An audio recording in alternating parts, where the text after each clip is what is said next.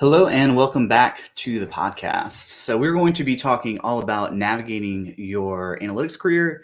Specifically, we're going to be rooting down on how you can identify solid job postings. So I'm still waiting for Helen to get on, but I'm going to pull on Hunter while we buy some time. Hunter, how are you doing?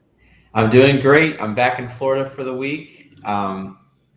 Awesome. Everything's going pretty well here. Just staying busy. Oh, hey. Hi. Welcome. Am I in the show already? Yeah, we live in right at noon. Okay. So how are you? Good. How are you guys doing? Hanging in there. So Hunter, you're all the way down in Florida right now. You're not in North Carolina. Sunny Florida. It is still very hot. I'm actually going to move really quick. I'm going to sit somewhere else. 1 second. Awesome. So we're going to be touching on, so Hunter, you did a great job of finding some really good job postings.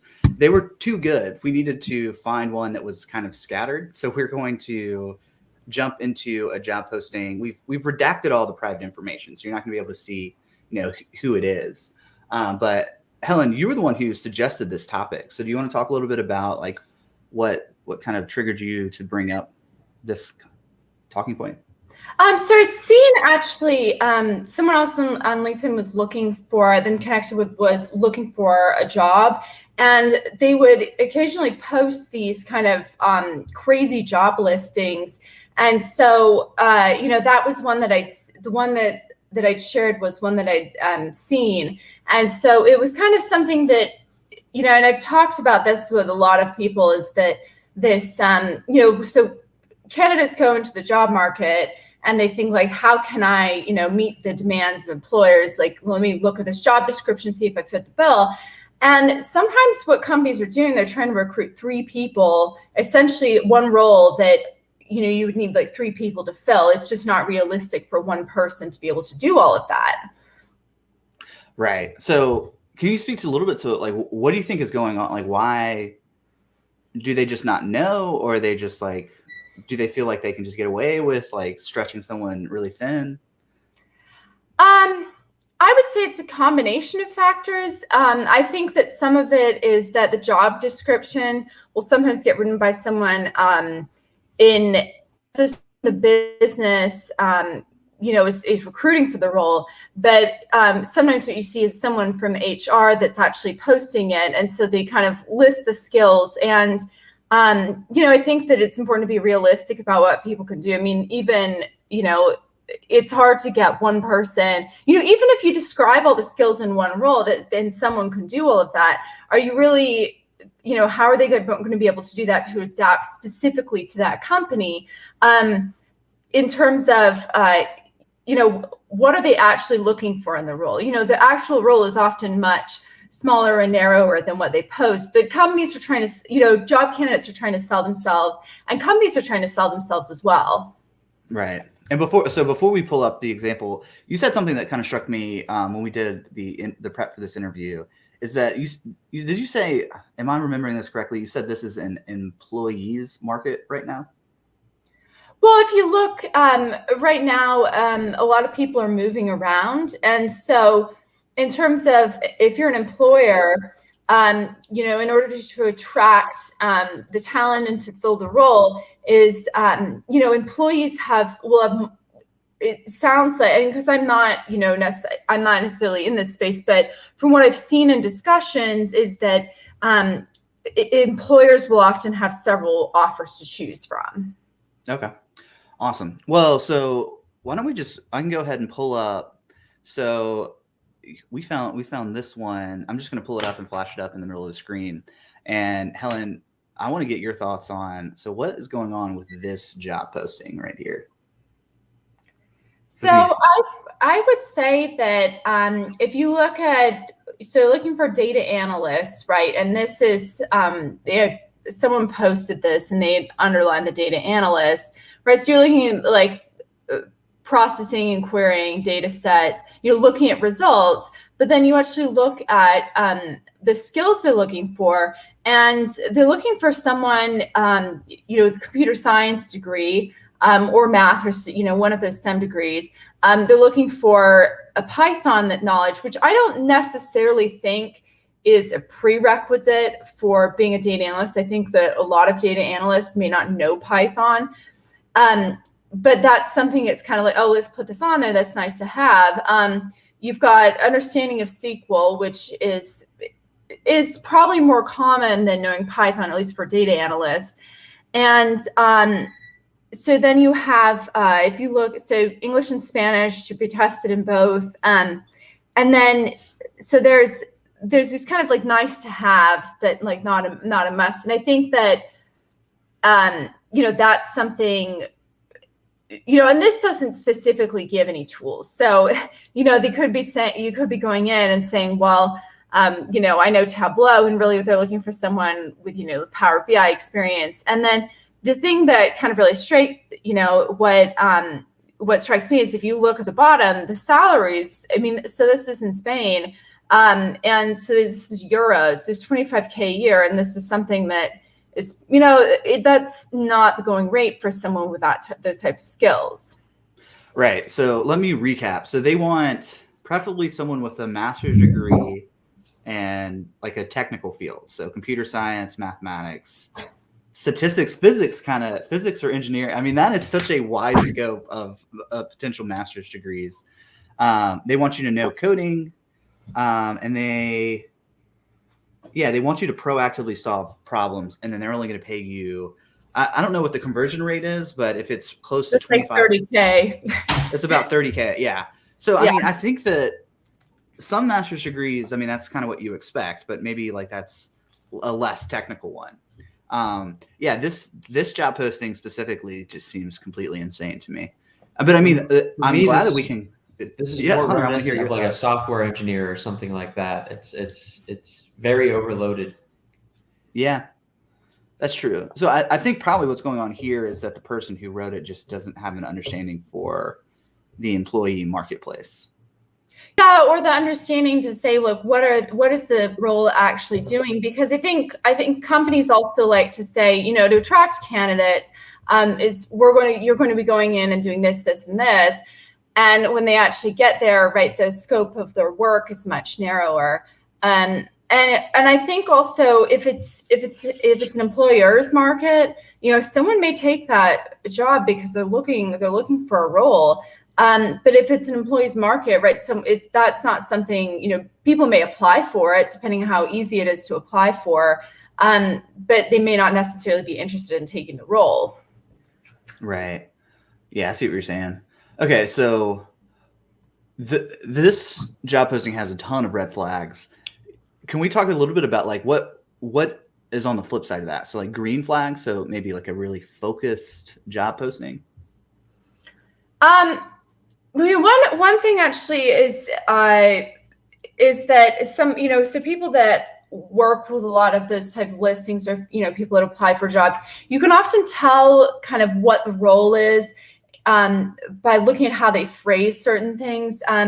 So for example, sometimes if you see prepare, and it depends what you're looking for, right? And so because you do have companies that expect, they'll hire someone in an entry-level role and they expect them to do work with someone with 5-10 years experience.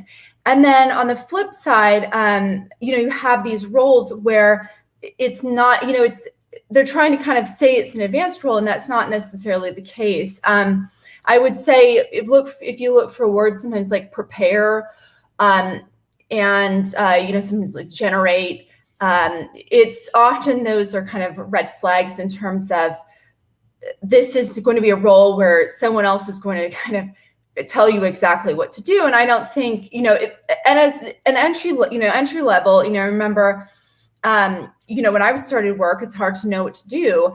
And so you are looking for guidance as to how to, structure your time, what you should learn, what you should focus on. But then for people that, have experience working you're looking for something that's going to be more creative, where you're going to kind of have your own, leverage and, your own ownership in the work, not necessarily saying, oh, I'm doing this because someone is asking me explicitly to do that.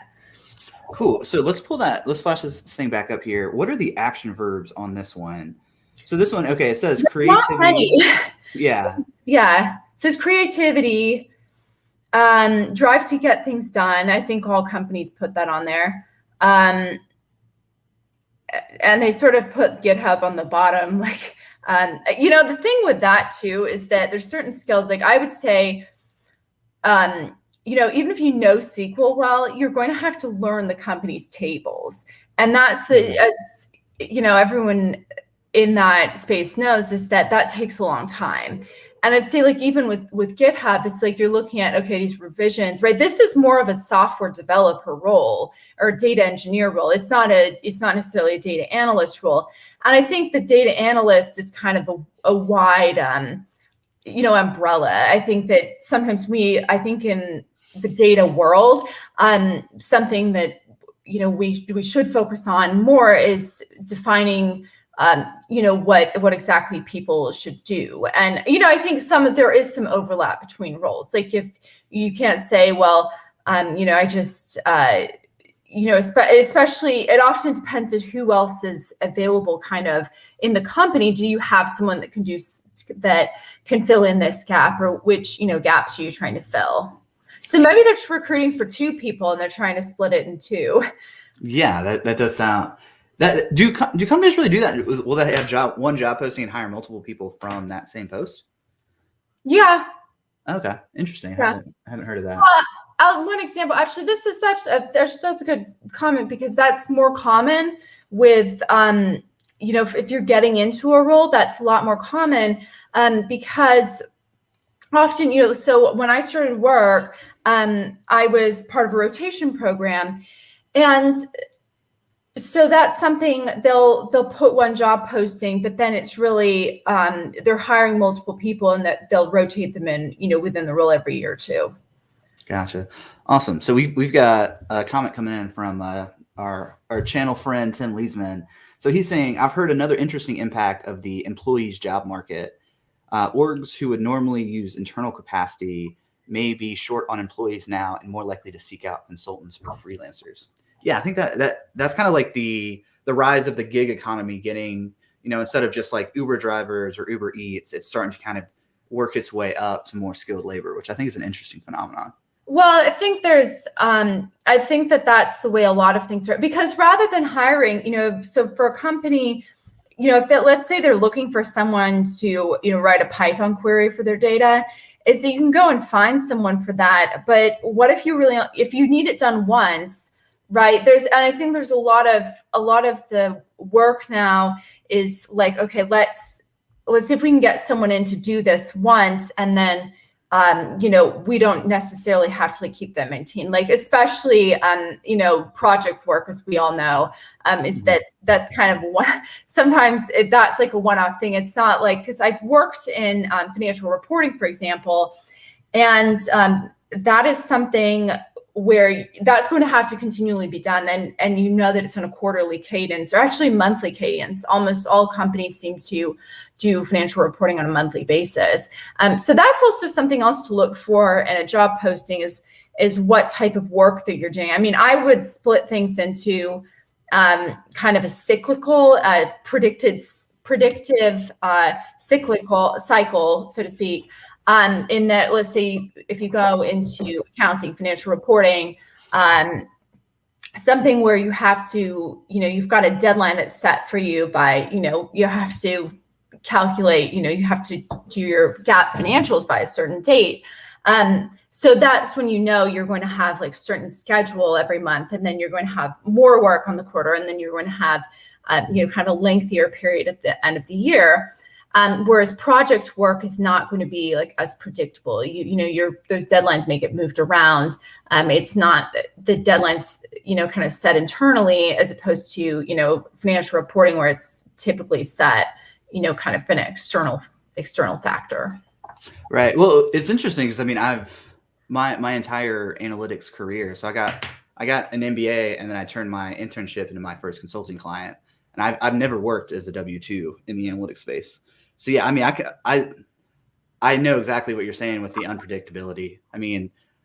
Especially with COVID, just knocked out 90% of my clients, and especially because if you're in that role where you come in to do one specific task, it's kind of a trade-off, because like you are seen as an authority figure in that they're paying you, you know, most likely top dollar to get something done. So you have more kind of influence usually than someone who's part of the infrastructure, but you're a line item. So if something, you can just get, you know, knocked off that and have to. Yeah, it's to a certain extent. I mean, I think that what happens is there's not a lot of so I think with consulting, you know, being an expert in a field is really valuable. And I would say in several fields. I would also say to people that are kind of trying to figure out what skills, what they should focus on is focus on more than one, but not too many. So something like we saw with kind of this job listing, it's like, okay, this is really two separate roles. But what does this mean in terms of like what you're actually going to do? And I think that that's where if you get an interview, go in and ask questions and see more about kind of what a company is doing, and, you know, look for red flags during the interview if it's not clear exactly what the role is, and you know, that's something to look out for. Yeah. Okay, so let's talk about this topic of learning on the job versus getting the skill set and then getting the job, because it sounds like there's a lot of opportunities, especially now. I think that there's additional pressures on employers to keep employees, so they're starting to add in like packages like, here's a $5,000 or $1,000 budget for continuing education. So I don't think that's new though.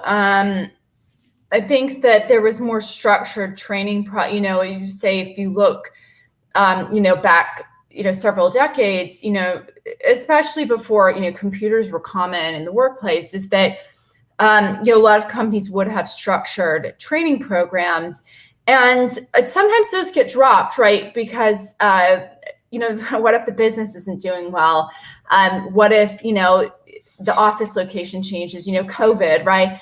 And so I think that what happens is sometimes people go through the training, and, you know, some of them are very formalized, right? You'll go to, you know, 2 months straight of training to do, and like everyone does the same training. But some of them are much, you know, different in that it's more like, okay, this is your job, you know, figure out what to do from here.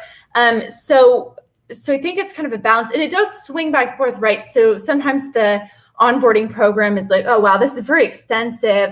You know, let's say that you know, if it's especially I would say, a lot of companies do have, you know, programs specifically for new hires. And I think those are great, especially when you're first starting, because you have a bigger cohort of people that are in the same position, right? They're just out of college. You know, they're trying to get their feet wet in the workforce, trying to figure out, you know, how things go, what they need to do. And I think that's really valuable. But there also are roles, you know, for people that aren't entry level. And some companies specifically hire entry level people. They're looking for people to work with their company for, you know, for the rest of their career. And of course that's becoming, you know, less common now. But there are companies that hire people, you know, for, you know, just one specific role. So there's kind of two types of roles you can look for if you're getting into the job market. Yeah. Hunter, do you have a question? Yeah. So would you say that the more entry level the position, the less intensive the hiring process is? Or would you say, because in my experience thus far, it's been pretty flexible depending on the company's culture, how the onboarding process. Talking about my culture? No, I'm not necessarily targeting anybody here. I'm just saying that I mean, I've worked for several companies at this point, and the onboarding process for me has been very differentiated, and I think it's been I don't think it has weighed in as much on the skill level. What would you say about that? Do you think it does weigh a little bit more on that in your experience, or maybe not so much? Because I don't have that much experience. So. So it's actually this is a good question, because I think if you go in an interview, wherever you are in your career, you don't know necessarily how extensive the interview process is, because some companies, will say they'll have right. Sometimes you'll go in for, and obviously I'm talking about pre-COVID times. Where you go in for, you go in for an hour, you talk to, 1-2 people, right? And typically you do a phone screening beforehand. Like, I think most companies have phone screening, and they'll do an initial phone screening to make sure, you're who you say you are. And the next one's kind of the phone screening to say, like, do you want to bring you in? But a lot of that is time constraints on the organization itself. So if they have an HR team that's dedicated to, say a college hire program, and they bring them in and they'll have like cycles of interviews, they'll take you out to lunch, you kind of interact with a lot of people. And so it depends on the company itself. And so often bigger companies do have, a more extensive hiring process, but I don't think it's a hard and fast rule. I think you find out, when you start talking to them, what hoops you need to jump through, to keep that hiring process going. Thank you. And then also, it seems like we have a couple of questions coming in the chat here. So we have one from Odd Eye Circles. Interesting username there. I earned a 5-year degree, but I would also like to become a data analyst. Does it put me at a disadvantage because I'd be entry level and not a recent grad? So I guess that's asking, it seems like Odd Eye Circles might not have as much job experience in the field and is looking for a position that might offer some entry level training or something else, something to bolster his current knowledge of the field. Is there a lot of job offers like that out there? I think it depends on your existing skill set.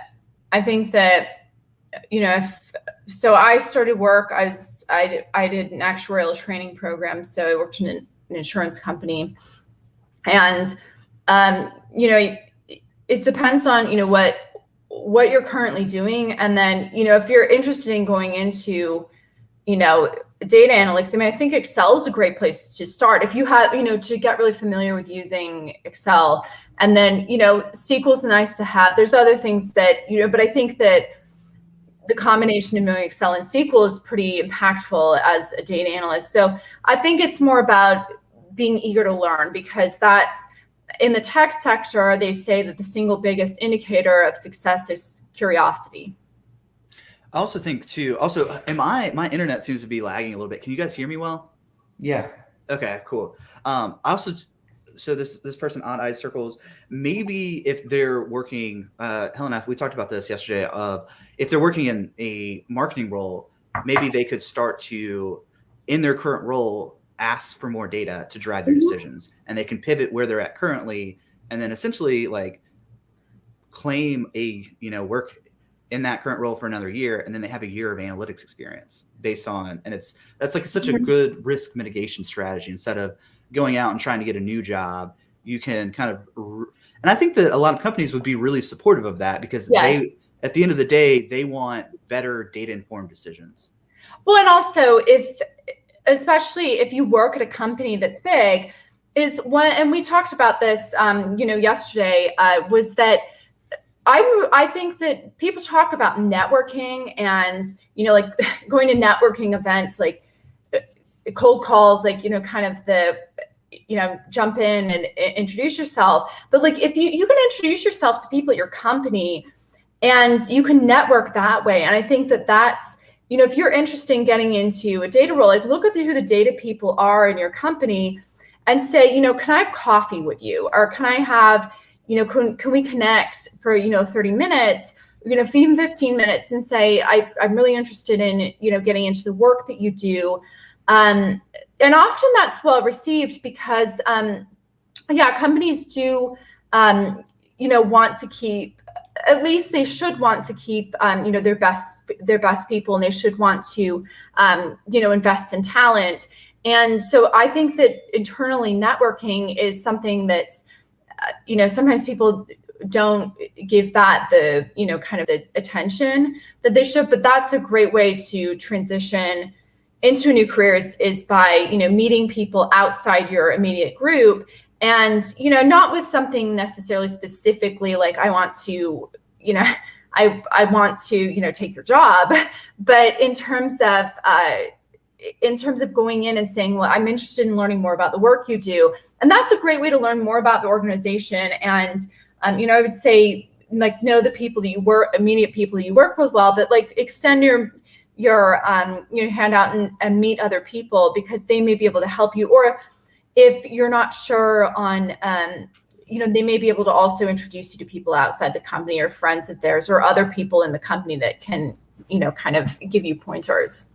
And you're also a known entity at that point too. So instead of, them doing the one click apply LinkedIn and having 1,000 resumes, they're a face that they've seen you around the office. Probably they can ask your direct manager, like, hey, how good of a job do they do? Ooh, you want to be careful with that though. Okay, why?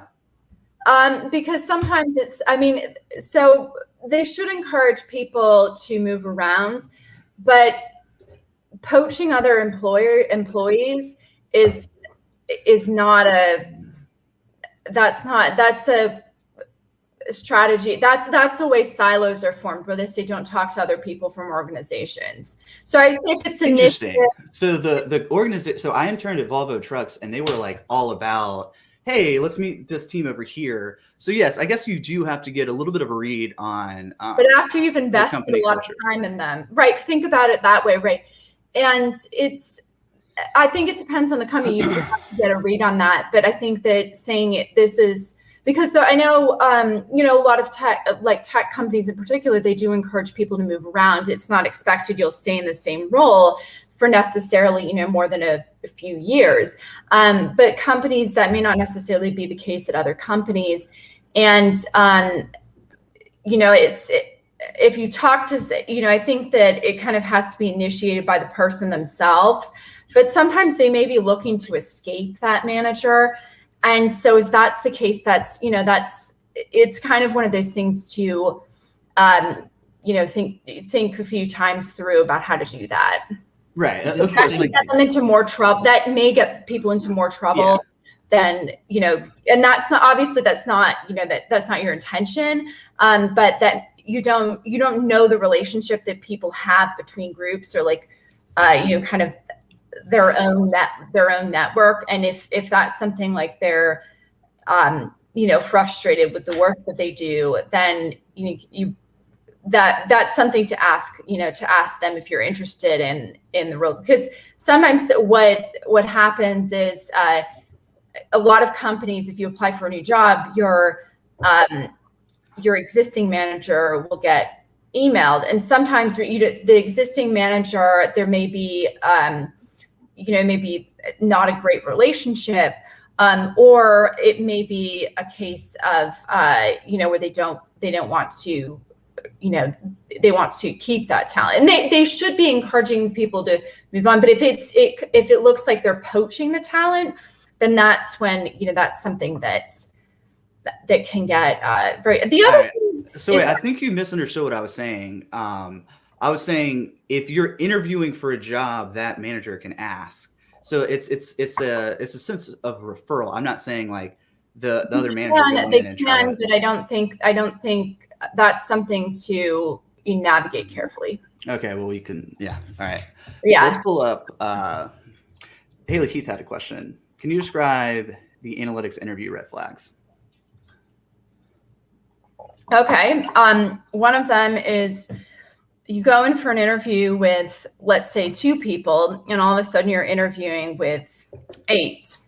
So they'll give you a time slot for interviews, and if your interview ends up lasting too long, I think it depends on the position that you're in too. Because if you do really need to get a job, right, you're going to, that may be something that you would act differently. and the reason I say that is because if their original intention was like, okay, 2 interviews, and all of a sudden you're doing 8, that probably means that they don't necessarily know what they're looking for. And so at that point, right, if that's something you want to be carried, if you're looking for, a certain role, and you want to make sure that you're like kind of prepared that the job is a good fit for you, and you've got other offers, is like, okay, if they extend the interview, right, what's their approach on projects, right? Are they going to increase the size of the project? Are they not sure what they're doing? So if they give you a 2-hour time slot for an interview, and all of a sudden, you're there for 4, that, I think that's a red flag. Like, that may be something you say, okay, well, I need to go, I've got things to do. And that, I think that itself is a red flag. I need to think of some others. Often it's conversations themselves. If the job description doesn't match what they're actually telling you, that's another red flag. Okay. Yeah, I've got some to give you some time to think. I had a interview where the person immediately tried to make me feel as uncomfortable as possible, just to like put me on the spot and like throw his weight around. I ended up getting that job, and he was a nightmare to work with. So you kind of get a feel for the personality type in the interview, and you can kind of read the room. Another one is if they're really into technology, but they don't necessarily like use it themselves. I would say that's another one, is that think about what type of support you'd get from, let's say this person is going to be your manager. Like, what type of support would you get from them? Are they going to be, are they, I don't think they necessarily have to be, know the technology themselves, but if you go in and you realize that they don't know it, but they don't say, I know that this is how this works. I trust, my team to figure this out. That's another kind of scenario where that's a nightmare, because I think that it's difficult to know how long a project will take unless you've done the project yourself, or unless you've worked on the project quite a bit. Gotcha. Would you say that doing work before you're hired for the company might be considered a red flag as well? I think John David, Great you question. have some experience with that. If you I had someone ask me to work on their project that was work that they were going to be monetizing ahead of time as part of the interview screening process, and I thought that was extremely predatory. Or if they asked you to be part of the project as part of the interview.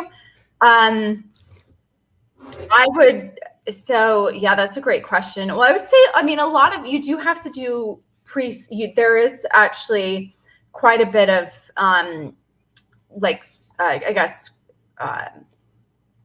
things that have to be like properly done before you start, right? You have to do a background screening, you have to do a drug test.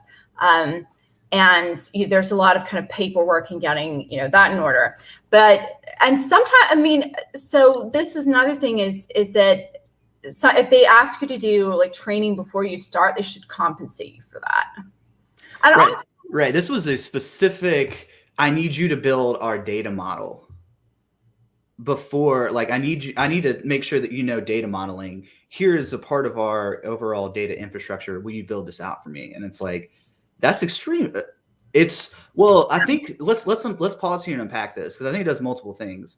I think it's setting the precedent that you don't value my time, and that I am just a good lucky boy to be in this interview, which I think is it's funny, because at first I was like, oh, this is interesting. I get to work on a data project, but then I realized like this is not the.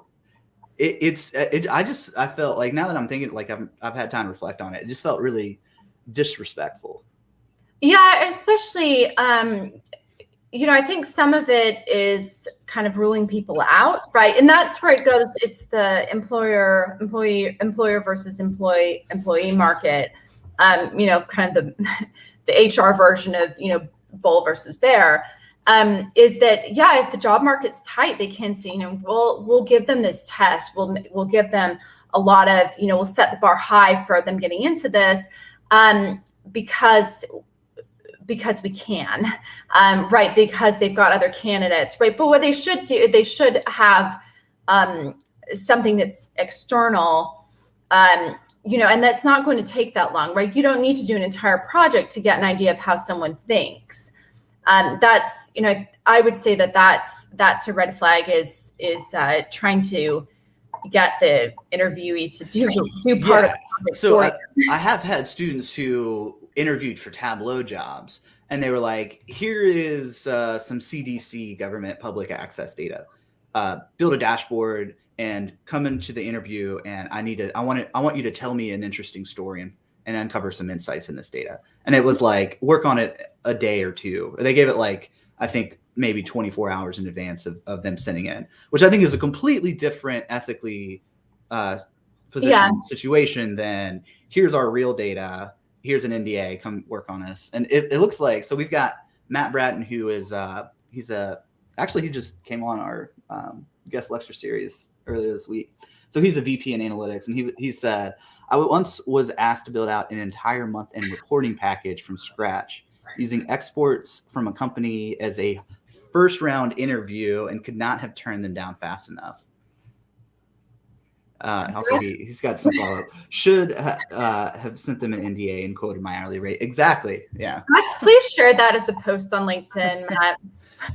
Yeah, that's I would say, this may be a post, like, what if we had like red flag interview stories? That may be something I think if you ask people on LinkedIn to share that, don't ask them to share the employer, right? But you'll see the red flags for the interviews. That would be something I think that people may find interesting. So kind of a crowdsource, just a thought on that. Yeah, well, I think it's also good because, this was like maybe year 2 into me being in the analytics space. So I was like relatively green, and I'd never been in this situation. So I think that I kind of could be like a public service announcement if you see these things. Well, the other thing is that I think that in the tech world, right, I would say for developers, for data scientists, people, data analytics, it is very advantageous to have a portfolio of skills. It doesn't have to be extensive. It could just be, even one project, I think, is a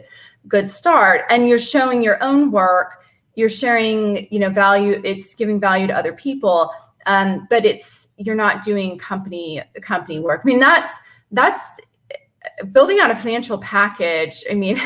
That's pretty, that is an extreme example, but it's probably occurs, if you look at the entire job market, that probably occurs, Matt's unfortunately probably not the first one to. So yeah, he said this was 12 years ago. I barely knew better. I was a newly minted manager. So, but what I think is interesting is that I think maybe 2 or 3 weeks back, we had Hunter Loftuson, who he is now an engineer for Adobe, but he's more in the computer science space. I didn't know this, but it's funny because he's actually my neighbor. We went out for drinks, and that's how I found out about this story. Apparently, in the computer software space, there are a lot of open source projects. So he is now working for Adobe because he just is fascinated with web technologies and bleeding edge web coding. He fixed one of their problems ahead of time, and then that got him in the door, and he worked on that project. Very, very part-time with that team for 9 months, and then they hired him. What's interesting is I don't know if that trend is ever going to trickle down in the analytics space because all the data is private. Although I think it's just an interesting topic. But public data is useful to a lot of companies, right? Right. Obviously, COVID data is useful to not just healthcare, but a lot of other industries. I think that the U.S. Census data is very, very relevant to a lot of industries. It's just that capturing all of that that's not a weekend project. That's it's a big undertaking. but I think that, yeah, the public data space, but I mean, it's especially like, it's very relevant to what people do. And I think everyone kind of does use public data to some extent. Not everyone, but probably a majority of companies, you do have a bit of public data that's going to be helpful, with your internal analysis. Yeah. I mean, I think we can kind of take the underlying principles of that, of you can work and solve a broader problem. And then that is a great, essentially you can solve a problem, build out an analytics portfolio, and then you use that as a conduit to show, number one, that you can execute on a project. You have the critical thinking ability and you have the hard skills. So I think that is, you have curiosity to learn. True. Yeah. And I think like it's a excellent personal branding point to have an analytics portfolio, because especially if you can flip it up in an interview and say, hey, I built this, and then they can start to tinker around with it and be like, oh yeah, well, this is my thinking behind this. I mean, I think that's you don't have to start a web, right? You can have a GitHub, you can have, but you don't have to. I would say that it's not a necessity, right? In some places they will give you an Excel test, a SQL test, and so speaking of skills, you can take like LinkedIn assessments. We were talking about that yesterday. That's something to look at taking, right? Because you're showing initiative to take the tests and to showcase that you know the skills. So you think that the assessments are, because the critique that I've heard is that it's not a great indicator. Like you just know how to memorize, but are they getting more difficult as time goes on, or more accurate? It's becoming increasingly, either there's an entire team that works on it. Okay, cool. Yeah, I would say that some exams are, definitely the more, the popular ones. That is, the case. But that's the challenge, I think, with every sort of test is you can do tests, right? You can give someone a project, but at the end of the day, they're an unknown entity until they work for you, or until they're in the organization. And sometimes it's, I think that goes kind of saying that when you go in for the interview, as much as they're interviewing you, you're also interviewing them. You're trying to figure out more about, their culture. If they're asking you to do, an entire monthly package, like that's right, that's a red flag. And sometimes, there's tests like that. It does like weed out people. I think that some of the, I've seen and kind of taken some of those, like the psychological tests, and that's actually more common. Well, at least I've seen that more. Myers-Briggs? I don't know which ones they were. But like that type of test though, of like I'm ENTJ, like knowing that. Some of it's like puzzle pieces put together, or like you're in this situation, what would you do? But then that's such a kind of, the thing with that is that like any test, right? There's a series of industries, like, here's how to take this test, or here's how to respond, right? Because there's actually like what you would do, right? And there's what you should, what they're kind of testing you. And I mean, obviously very, very good ones, they may not be an issue, but I think sometimes I would say this is that if you're asked to do more than you think is realistic, or you get to the project and you just are like, I don't think this is what I want to do, I think, don't take it personally. Yeah. Gotcha. I'd say don't take the job interview process personally at all.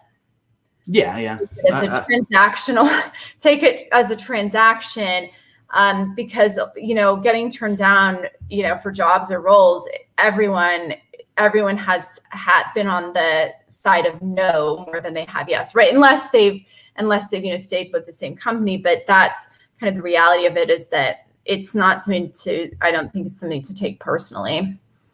Yeah, it's more of a numbers game. You don't want to get super emotionally invested in each individual outcome.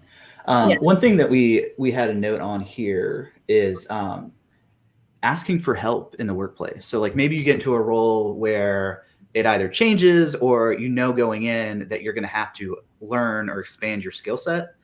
What are your strategies on, or should someone go ahead and do the learning on the front end? I think we kind of hinted at that earlier and then got on a side tangent. This is an important topic, and I think that you want to have, a lot of the skills going in. But as I mentioned before, right, with SQL tables, with even like with GitHub, right, there's ways the organization will specifically do it and the tables themselves, you have to learn that with every organization, right? Once you learn SQL, like that's a big step. But in terms of knowing the tables and knowing how things work, that's a big, that's a big step, right? Everyone's going to have to learn that, even if they are really experienced. It's just going to perhaps take a different amount of time. I would say that going into a role, if you're stuck, one approach that I didn't mention this yesterday in a comment on someone else's post is, if you're stuck, you could ask sometimes you may have a boss you can ask questions to, or they may be able to guide you, but I don't think that that's something that I wouldn't describe that as a normal occurrence. In terms of, you're really lucky if you have a boss that's done your role before and they're able to kind of guide you in that, but they may not often be the case, or they may be swamped for time, and you may be, one of like 6 employees, and they just really don't have time to train you and sit you down and work with you. So one approach that I've tried, right? So ask your colleagues, like your peers. You don't want to go to your boss and be like, I have no idea what I'm doing. But often, so your colleagues are a great resource. And I would say, let's ask Abe. So Abe just said, I was pretty much asked to learn Power BI on the job.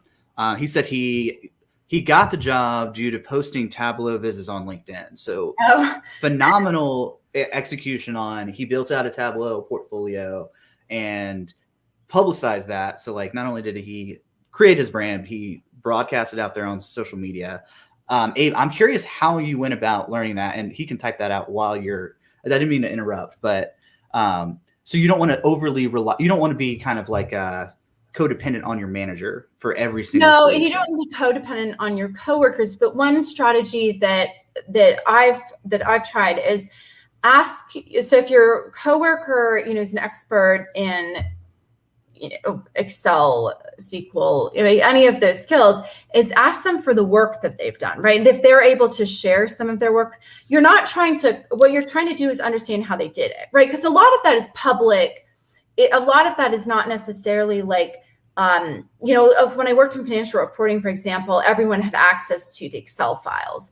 And so if you ask, someone, what's an Excel file that you would use as an example, I think that learning by example in terms of Excel, especially if it's someone that Hunter, you're making some hilarious face right now. What? What are you doing with your mouth? Hunter, actually, we should ask Hunter this. Hunter, I just looped you in on a big consulting project, and I did not hold your hand. How did you go about? So you're running point on a very, very large consulting client right now, and you've done a phenomenal job of working through this. And take a bow. There, you've earned it.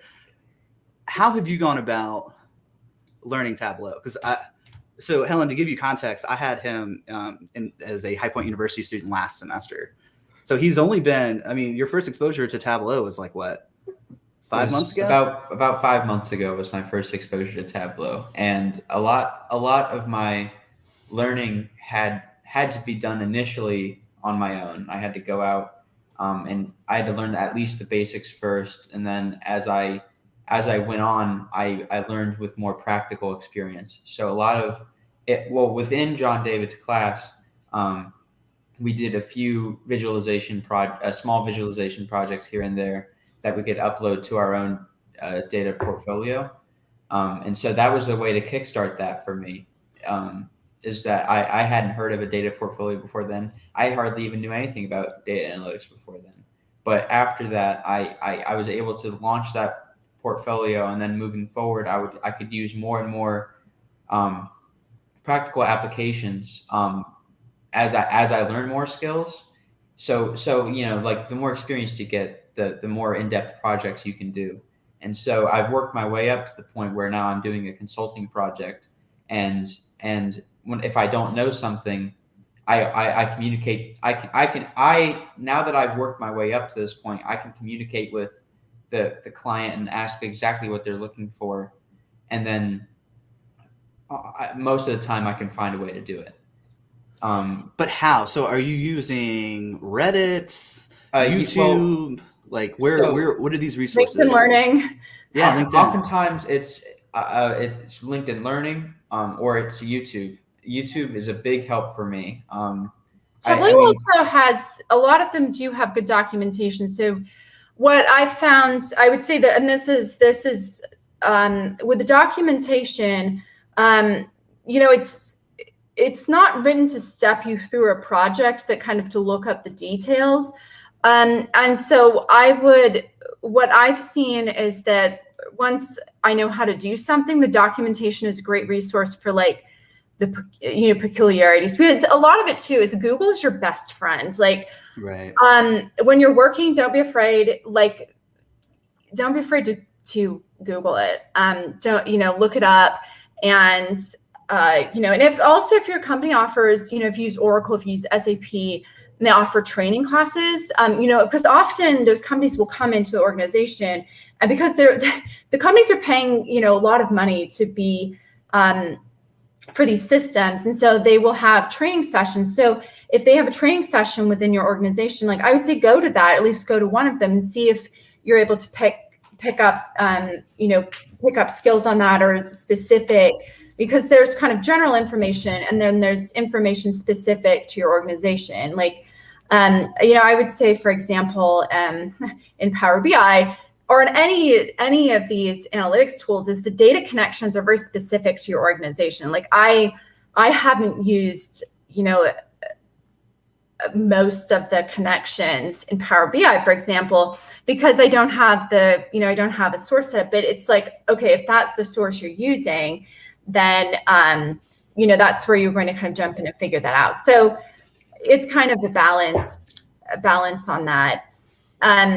But yeah, I think that looking things up is just knowing how to look things up is a skill itself, because sometimes knowing how to ask the right question, you have to get to that point. And I would also say, and Hunter, you touched on this, is before I forget about this, is you mentioned you got to the point where you felt comfortable asking. And I think that's something at some point you're going to get to the point where you feel like, okay, I know that I can do this well. And the people I work with, as clients, colleagues, your manager knows that you know this area really well. And right, they're very supportive of it. And, they tap into that. But if you don't know something, you're okay raising your hand saying, this is not something that I'm really familiar with. I don't know the answer to that, but, someone else will, or, we can look for that information. So no one knows everything. That's what I would say. It's a matter of figuring, focusing on what you do know, and then knowing how to ask questions on what you don't know. It looks like you were about to say something. I think it's a really good point. I think that it's always important to focus on your strengths, and then understand your weaknesses, and be able to resolve those issues on some different level. Whether it's first of all Google. The first day of class in John David's class, I Googled the question that he asked us, because he was the only one. Data analytics question, and I knew nothing about it. So it's like, if you know nothing about a subject, then why not take a little bit of time to go out of your way to read a little bit about it on the Tableau forums, or on GitHub, or on whatever forum there is, because 99% of the time somebody's had your exact question before. I think very few times where I haven't found the answer to a question that I type into Google, honestly. Yeah, I mean, I would also say though too, if you're new to the workplace, I've worked with people that spend a lot of time on forums, and sometimes if you're looking up the answer, Hunter's a super nerd, and I mean that in the most endearing way possible. I mean, some people post on forums a lot too, right? Because that's, and I think that's great. But sometimes you do get into these sort of fights on it, right? There's debate about things. You say I'd say, you're here to learn. I think that's really the key thing is if you go in and ask whoever you ask questions to, Google, your coworkers, your boss, is you're here to, make John David's not laughing at you, by the way. He's laughing at my hair because before you came on, I was worried that my hair was going to start just going nuts in the middle of the program. Normally I have gel in it, but today it's just. The fans love it, Hunter. The fans love it. Yeah. Your hair is shorter than many people in COVID. John David has long hair, so. That's true. I've seen John David's flowing locks. They come down. The fans have been asking me to wear my hair down more, which I don't know. I don't want to take away from the professional authoritative allure. Yeah, but that should be the interview question is, let me see your Reddit account. That's the ultimate filter right there. Yeah, I would say employers do look at social media. Especially like LinkedIn. When I started work, so I was a college rower, and when I started work, at that point, right, I've been in grad school, and then, I didn't take any exams before I interviewed. And so it was I wasn't really that far removed. But at the time it seemed like it because, it was, things seem to move fast, right? You're in that stage. And I remember interviewing with the chief actuary, and my college athletic profile was on his desk. It was printed out. And then there was an interview that I did, and I was like, oh, wow, I wasn't expecting to see that, in the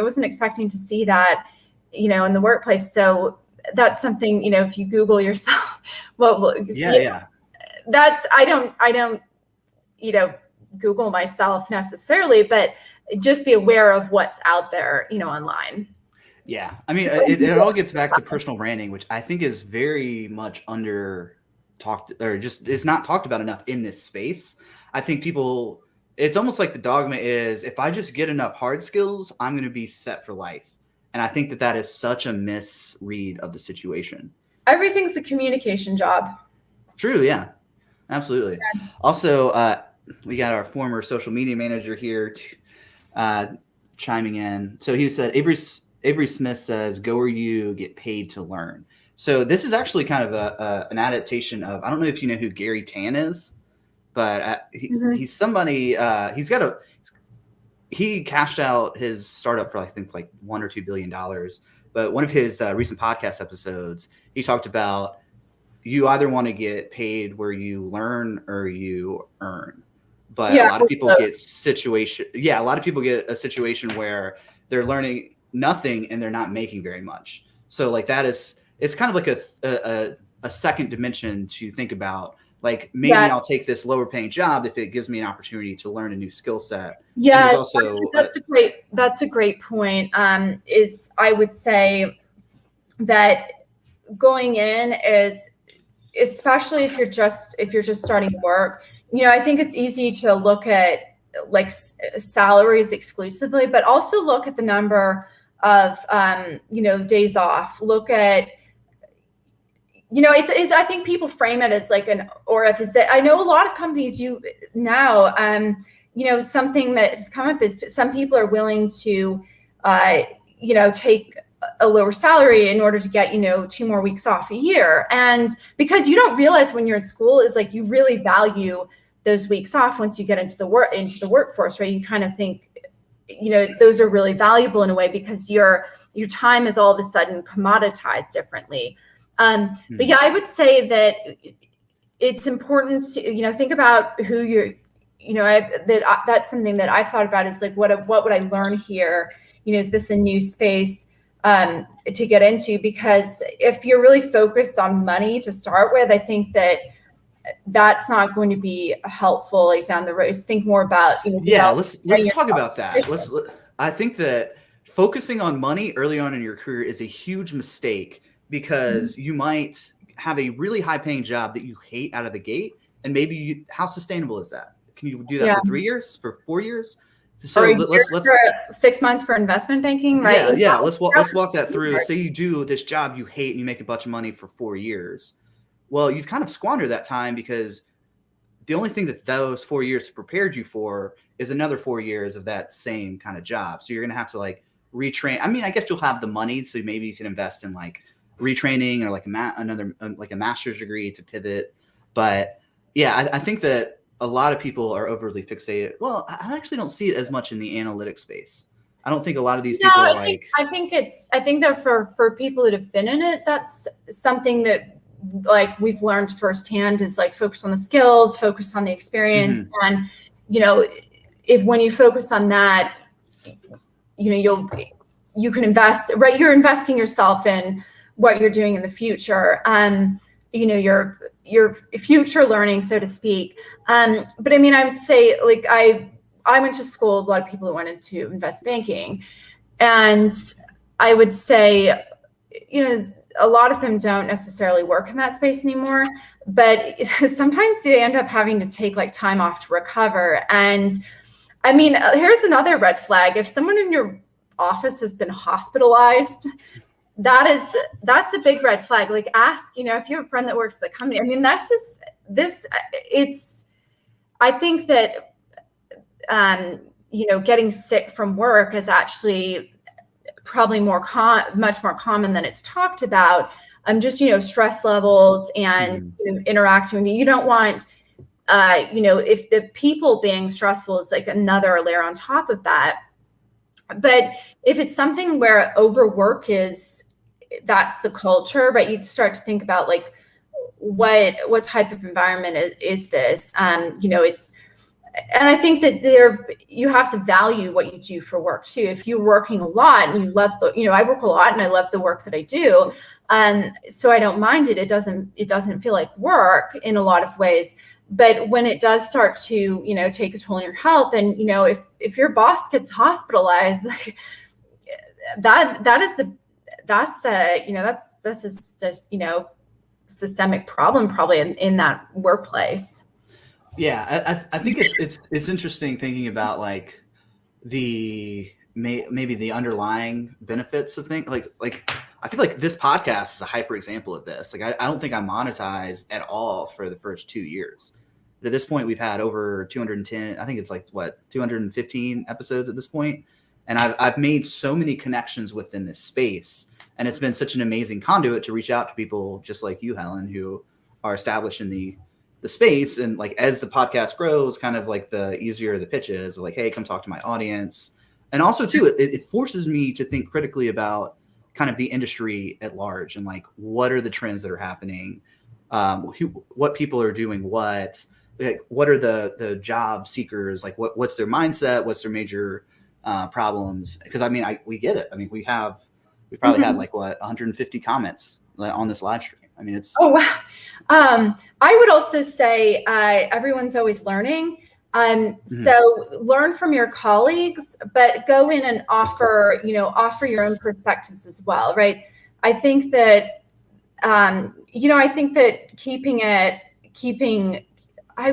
so Reid Hoffman, who was the founder of LinkedIn, has this adage of a 5-minute favor. And so I think that's a great perspective. Like, recommend, someone, a book to read for someone, a resource you think they would find helpful. Introduce them to someone that's going to, help them out. You send them something an event you think they might be interested in attending. Learn from others around you. I'm always learning something new. Every month a Power BI update comes out, and I have, there's a lot to learn out there. It's a big space. It's the Red Queen phenomenon. Frustrated. Like, don't feel like you have to learn everything as someone that's new.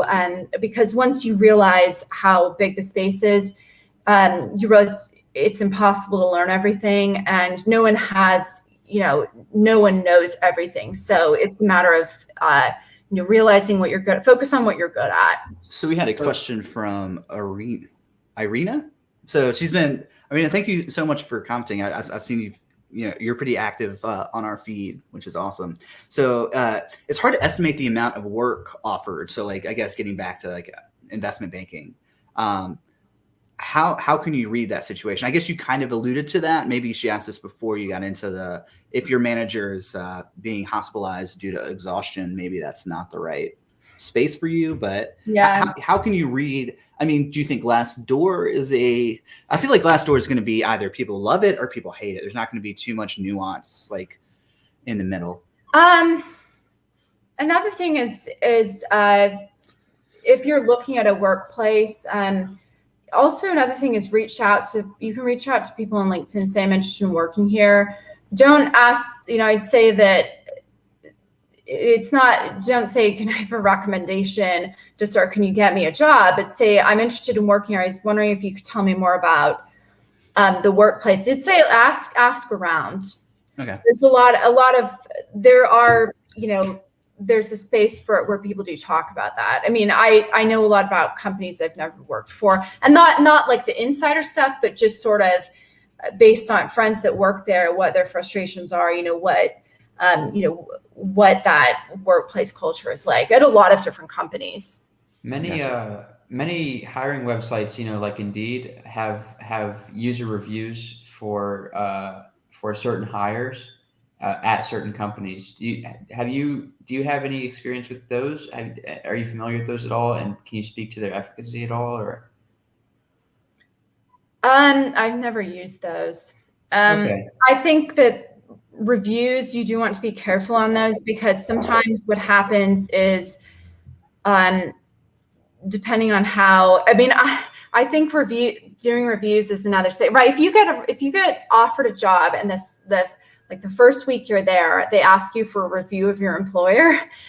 I don't think that's going to be that's going to leave gaps, right? So what